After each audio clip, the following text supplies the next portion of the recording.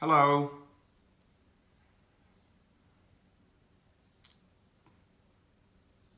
Sarah, are we live? I'm refreshing right now. I see I have two people.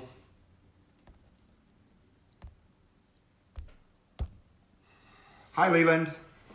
Hi, Sarah. We're just going to give it a couple of minutes or just a minute, guys, just to have a few more people jump in, and then we'll get started. So I am here. Hi, Amy. I'm here in my home office, where I'm spending quite a bit of my time these days, much like all of you. So again, just wanted to say hi to everybody, and we're just going to give it a few more seconds, and then we'll jump in and get started. Morning, Andre. Morning, Brianna. Hi, Lindsay. Hi, Lisa, all the way in Halifax. Hi, Zoe. Leah. Again, I'm just going to give, hi Dan, I'm just going to give just a minute here for everyone to kind of jump on, and then we'll get started. Just seeing all the comments come up. Hi, Sanaz. Hi, Brandy. Hi, Julianne. Oh, Rasmus, all the way in Europe. Hi, hi, hi. Hi, Kylie. All right, so I think we're good to go. So I'm just going to jump in here and get started. First and foremost, I wanted to thank all of you for joining today. I hope you have enjoyed all of the episodes that have happened so far on KMTV, and I got to tell you, we have enjoyed putting this content together because we all believe that it's very important to stay connected during these times, and we're happy to bring KMTV to you. It's a great way for us to connect digitally, and I'm happy to be here. It is Friday, and I thought it would be a great idea on Friday to end the week of KMTV on a more personal note and really just give you, those of you who know me, at our trainings, I typically will do something that's called a Tim Talk. So I wanted to have a Tim Talk with all of you guys on Friday and make it more personal and make it about each of you, because we're all in this together. And today's episode is called Thriving When Times Change. And we all have an opportunity to really take what's in front of us and thrive. So first and foremost, let's start with, what does real thriving mean? Thriving is essentially progressing toward any sort of goal, despite the circumstances around you. And I truly believe that in order to do this, we first have to address the idea of change. And I do a lot of reading on a regular basis. I love to research. I love to just find inspirational quotes that help me get through a day. So it was interesting. I'm sure all of you have heard this quote by an ancient Greek philosopher called Heraclitus. And he said a long time ago that change is the only constant in life. And you know, for so many centuries, the sayings or the lessons that were brought to us by these ancient Greek philosophers, they're still mind-blowingly relevant today. And I believe that when a simple saying has remained relevant for centuries, it's a good idea to stop and recognize its truth. And I think the truth right now, if we're just calling a spade, is this kind of sucks. We've been asked to alter our day-to-day lives. And the fact that it's challenging right now, I just want you all to know that it's completely okay. I am and have always been a very big fan of Oprah Winfrey. I think she's a great teacher. And when she said in an article that challenges are gifts that force us to search for a new center of gravity, don't fight them, just find a new way to stand. When I read that, it really, really rocked me. It inspired me. And it's essentially summed up what my conversation with you guys is going to be today. It's finding a new way to stand during the current challenges we're facing. I didn't want today to be about hair. I didn't want today to be about products. We're going to bring you so much amazing content surrounding all of that. I just wanted to have a chat with all of you. I wanted to share some of the tips and tricks that that I've learned that have really helped me in my life to thrive even when times are difficult. And I really want to personally thank my colleague and great friend, Sarah Lund, because she shared something with me a couple of weeks ago from an Instagram handle that she follows called Spirit Daughter. And it was essentially 7 steps to thriving more when times change, and some of the ideas that you can use to bring a little bit more peace and calm to your life. So I just want to dive in. I want to take you through the 7 kind of tips and how they have shaped my life and some of the ways that I apply them. And here we go. So the first recommendation is to start your day with some sort of breath work, meditation, something that really just gives you a space and a time to be calm. And like I said, I'm a researcher, and I was pleasantly surprised by all of the research that says, finding time to do breath work, some sort of meditation, has incredibly significant benefits towards your physical, mental, emotional, and stress relieving in your life. And it's amazing to me that simply sitting there sometimes and doing nothing and clearing your mind, to be able to see improvements in your stress levels, experience a greater peace of mind. It actually over time is shown to increase your self-esteem. It increases your energy levels. And for me, what I've found is that at the beginning of every day, taking time or finding time to exercise has been beneficial for me. And whether that's weights, yoga, stretching, and sometimes just sitting there breathing with no distraction and having your alone time. And I can tell you, for me, when I talk about breath work, me exercising in the morning and moving this old body around, trust me, there is a lot of breathing happening. But I just want you to find something that brings you an amount of peace with some sort of physical activity. Another thing that I found that helps me, and I've done this for the last, I would say 2 years, is my phone is automatically set to do not disturb between the hours of 8 p.m. and 9 a.m. So that's my time that I don't have any sort of engagement unless I just absolutely want it on the telephone. And during that time, I'm usually cooking or reading or playing the piano or something of that nature. So kind of tip 1 is just starting your day with some sort of breath work, exercise, meditation.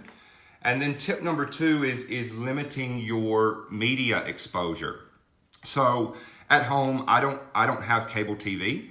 I do have an Apple TV device that has Netflix and a couple of news apps so that I can access those if I want to be updated on what's happening. But I don't watch the news in particular constantly because I've noticed an underlying theme in the news media, and that's either some sort of unsureness, instability, anxiety, which all can lead to a great amount of fear. And I'm not saying the news outlets are bad. I know they have a job to do. They made a decision to bring the news to the world, and I think that's great. But I can also make the decision to not engage with that platform on a regular basis because what I've noticed with news media, as well as me scrolling through social media too often, it stimulates my mind in a way that where it rears its ugly head for me is at night when I'm trying to fall asleep. I find that I'm struggling to compartmentalize all of the things that I've seen and all of the things that I've taken into my subconscious for the day. And so I just found by cutting out or limiting my exposure to media of any kind and being very thoughtful about it, I sleep a lot better. I feel a lot better. So I just wanted to share that tip with you about limiting your media exposure. Hey, Tim, we have a question. Hi, Sarah. Sarah's here with the questions. Great. At what point in your life did you change your mindset to think the way that you do now? Okay, so the question is, at what point in my life did I change my mindset to practicing some of these tips? I would say probably 4 years ago, and those of you who are watching that know me, you know that I'm a bit of a control freak, and I think that's great in my job. I think it allows me to manage projects very, very effectively. But what I noticed is is I felt quite out of control by trying to control all of the stuff that was happening around me. So once I gave up control and said, it just is what it is, and I can choose how I want to engage with this. And once I made those changes and started setting boundaries for myself, something that I could actually control, my life started to change, and I started to experience a lot more gratitude and a lot more peace of mind. I hope that answers the question. So let's move on to tip number 3, which is reading something inspirational. I have always been an avid reader. I will read practically anything I can get my hands on. And for me, reading something it activates a different creative part of my mind. It helps me set the tone for my day. And I find that even reading something inspirational before I go to sleep at night, it calms me down. It helps me shift between the work day or my family day into a peaceful night of sleep. And I wanted to share with you guys some of my favorite reading material right now. I have read A New Earth probably a dozen times, and I find just going back to it to revisit certain chapters as needed. It's been a really, really great one for me. A New Earth for me has helped me find and understand what my purpose in life is. And to make sure my reading is well-rounded, I am also currently reading and trying my way through this massive cookbook that is authentic Mexican recipes, which I'm having a lot of fun with. I can tell you sometimes there's a bit of a failure component because I'm looking at the picture of the burrito and mine looks nothing like it. But I keep going and I keep trying, and I've made some really, really good recipes. But I like to challenge myself in that way. And then finally, what I'm currently reading as well right now is a book that was given to me by a dear friend and colleague, Paz, over in the UK, and it's called You Are a Badass. And what this book is about is finding out what my greatness is, what my great qualities are, and stopping the self-doubt that typically happens in my head. And the chapter that I'm in right now is chapter 25, and it's called Remember to Surrender.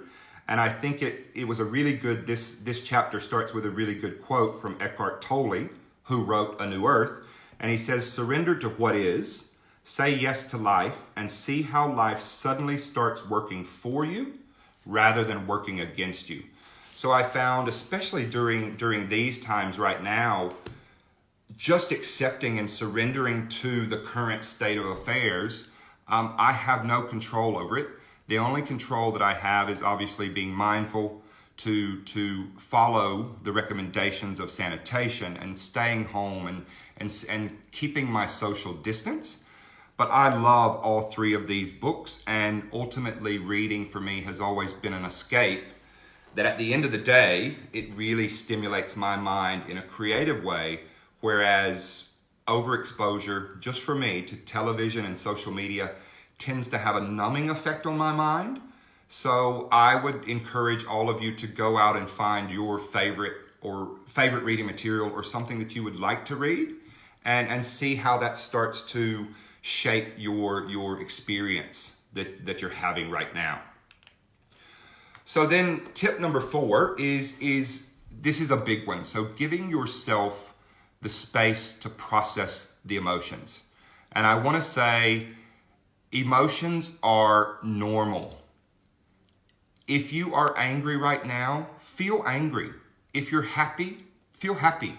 If you're sad, be sad. My point with this is by creating space to actually feel the emotions, you are also creating space to move through those emotions and not bottle them up. So if you want to run out in the yard and scream and pull on your hair or have, a pillow fight by yourself just to get rid of frustration, get rid of fear, just make the space to feel the emotions. I don't recommend that you squash them and push them down inside. You need to move through them. If you're even scared, you're unsure, you're not sure how tomorrow is going to shape up, just examine the fear, because when you ask the questions and you start to ask like, okay, what am I truly afraid of? Then it helps you to figure out the untruth in that, because fear is not true. That's just what I've learned from experience. So if I have a moment where I'm feeling afraid, I will try my best to quickly find time to say, what am I actually afraid of? What's the lesson? And where in that fear is the untruth? Because once I know that, I can then take control of my fear and say, okay, I know that's not true, so I'm gonna move through this emotion, and it's okay to actually feel that way. So scream, cry, kick, jump up and down, celebrate, just feel the emotions is my recommendation. Step number 5 is creating positive affirmations, or for especially when you feel ungrounded, when you feel anxious, when you feel insecure, any of those emotions. I have found that having a list of positive affirmations has really, really helped me. So what I do is on my phone, I wanted to share this with all of you, is I have an app on my phone that's called Think Up. Think Up. It's a free app. They do have a premium subscription if you want, but the free part of it is more than enough. And it was a little weird for me, and I'll tell you how the Think Up app works. So you go into the app, there is a vast library of positive affirmations that you get to select. And when you select those that you want to use on a daily basis, the weird part for me is you are then recording those affirmations in your voice, so that when you turn on the Think Up app to listen to it, it is you talking to you, and there is such a strong psychological benefit of hearing yourself talk to yourself, to say things like, I'm gonna have a great day today. This change right now is so hard, but I'm so grateful. I know I'm great at my job. I know I will survive this. And so I found that listening to that every morning while I make my coffee with no other distractions, again, it took a while for me to be like, okay, it's kind of weird that I'm talking to myself, or it feels like I'm talking to myself, but what I noticed over time is those positive affirmations really, really sink into my subconscious. So even if I'm not actively listening, the good stuff is still going in. And once I have made space for all of the good affirmations to go in, I found that less space exists for negative affirmations and self-doubt and all of that. So I encourage you to really check out the Think Up app. It is super, super easy to use. And when you play it, you can choose all of this background music to play, spa-like music, if that's your choice. But it's just taking you through positive affirmations in your voice for the day. So I would encourage you to maybe give that a try. And then step number 6, connecting with your loved ones. If you're gonna spend time during this time connecting digitally, I would strongly encourage you to connect with people that you love, your dear friends, your family. I'll tell you a funny story. My mother, some of you who know stories about my mother, she's such a joy during this time. She gives me a reason to laugh, even though she doesn't know she's doing it, because she's on in age. She's in her 70s, and she will call me on a daily basis to make sure I'm not traveling, even though I've told her every day for the last 3 weeks I'm not traveling. But still finding that time to connect with her, make sure she's okay, connecting with one of my dearest friends over in Virginia, Daryl, connecting with one of my dear friends up in Seattle, Luis. It helps me to not feel so lonely or isolated, because that's normal during this time. It's normal to feel like lonely and isolated, because I'm used to being on a plane somewhere, typically every week of the month. And now I am in my house every day with myself, by myself, and I have to find a new way to connect. And I find also that calling up my friend Daryl and sharing how frustrated I might be, it's a way for me to process emotions, because a lot of times your friends can see parts of the emotion that you're not really looking at, which helps you to move through it a lot faster. So that is connect with your loved ones, connect with the people that you care about. And then step number 7 is focusing on something to be grateful for every day. I haven't always been this way, but recently I've become a huge fan of a gratitude journal. And I find that making space and examining the things that I can be grateful for in a day, again, creates less space for negative emotions to exist. I typically do my gratitude journal at night. It's a way for me to put an end cap on the day and really just ask myself, what are the things I'm grateful for today? It may be, oh my gosh, my cup of coffee this morning was the best cup I've had in a long time. I really loved today how I got to work with some of my teammates to solve a problem. But finding those things to be grateful for has been incredibly beneficial for me to reconcile my day. And I don't rush it. So I would encourage all of you that you might want to start a gratitude journal or a gratitude notepad is don't rush it. The way it works for me is I sit down, I just ask myself a simple question like, what are you or what am I grateful for today? And then I just sit and listen. And sometimes 2 things will come to mind. Sometimes 25 things will come to mind. So don't automatically get into that process of judging yourself when it comes to what you're grateful for. Just let it flow. Hey, Tim, we have a question. Hi, Sarah. Hi, this was a special text question from Mark. How do you block out the negative energy or block out the negative during the day when life gets crazy?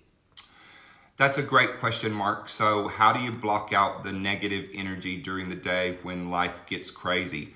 I can guarantee you, as we work as a team here at Kevin Murphy, sometimes the days get crazy and there are so many tasks to handle.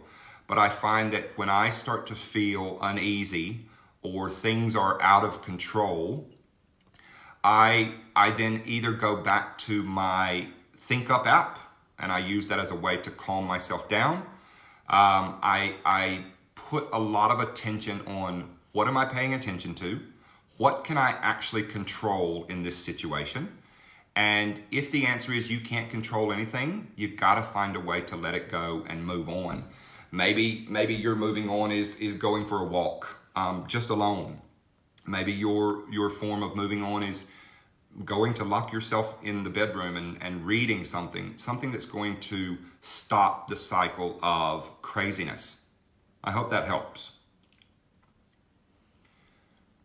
How are we doing, Sarah, with time?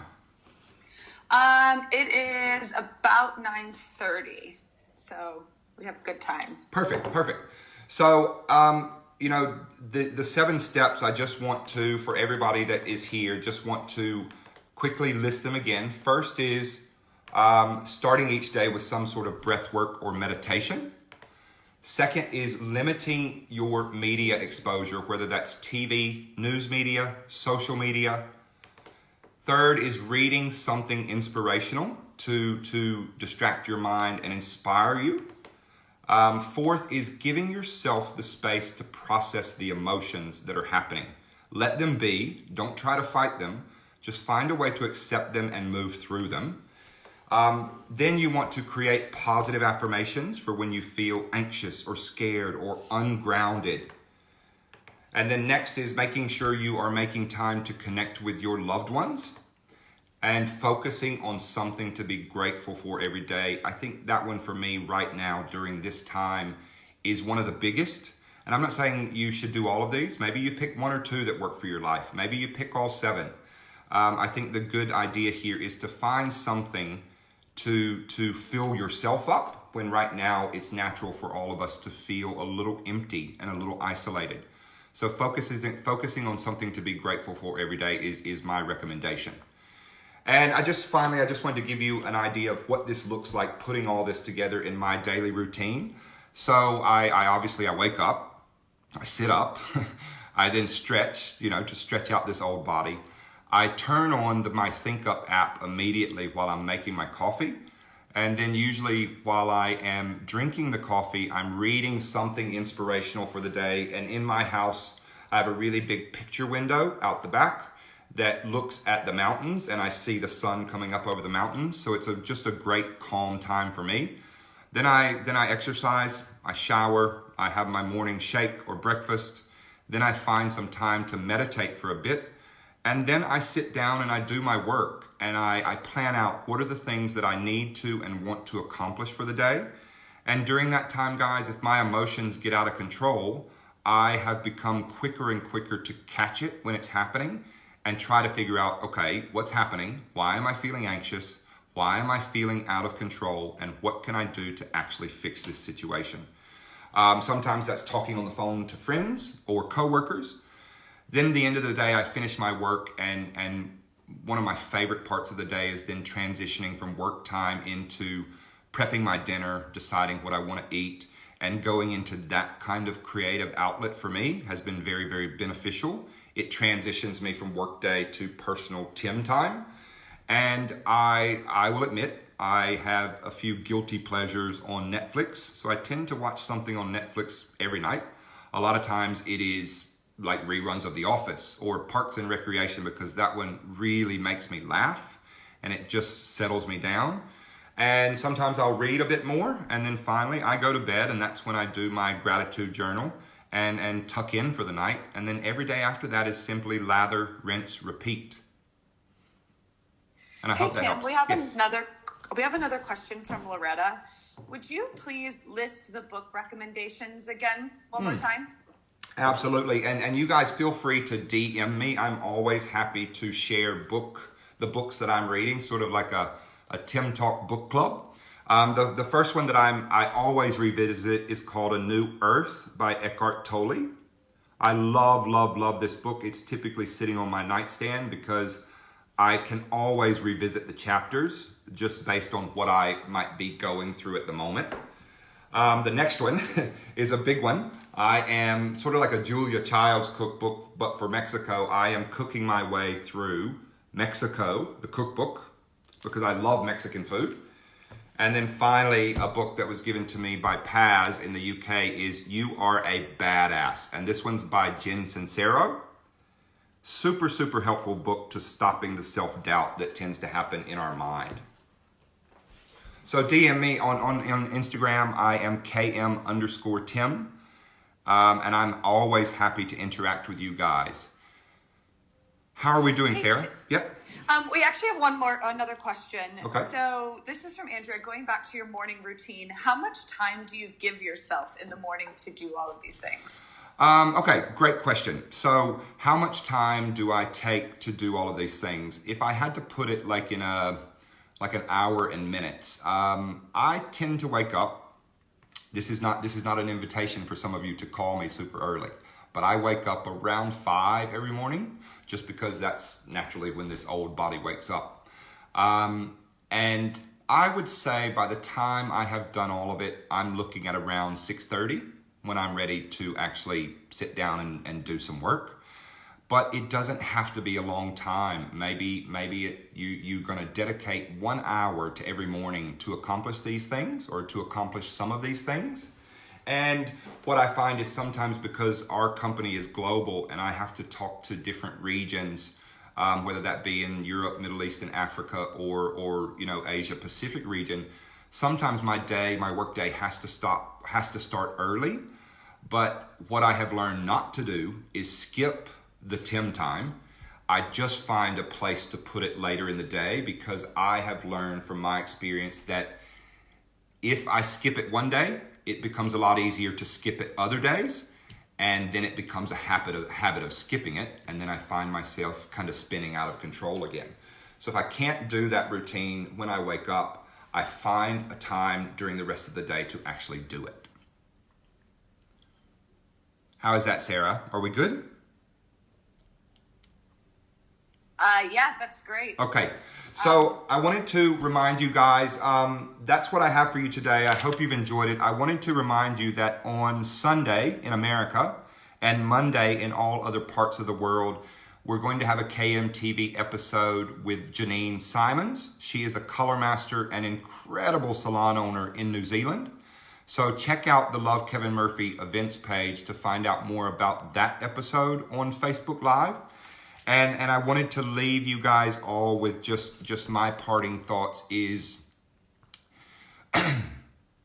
from the heart, we will get through this, guys, and we will get through this together. If you're ever feeling like you just want to talk to somebody, I'm just a phone call away. DM me in Instagram. I'm always happy to connect, but I don't want you to forget that while it may seem cloudy and grim and overbearing today, this will pass, and we will come out of this on the other side, and we will be much better people because of the challenges we have had to undergo. Thank you all for joining. Love you all. Talk soon.